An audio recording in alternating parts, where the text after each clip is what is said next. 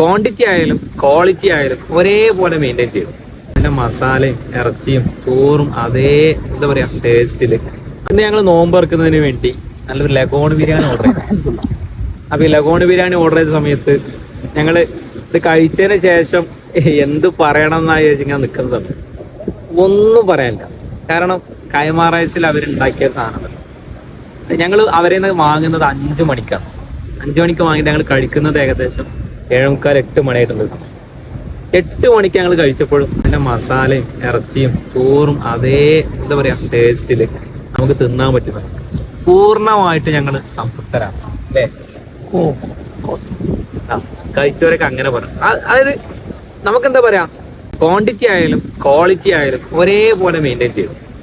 ഇവര് നമുക്ക് അറിയുന്ന ടീം ആയതുകൊണ്ട് നമ്മൾ വളരെ പ്രതീക്ഷയോട് കൂടെയാണ് വാങ്ങുന്നതൊക്കെ. അപ്പം ഞങ്ങൾ തുടക്കം മുതൽ കഴിഞ്ഞ കൊല്ലം വരെ തന്നെയാണ് വാങ്ങിയത്, ഈ കൊല്ലം വരെ ചെയ്യുന്നതാണ്.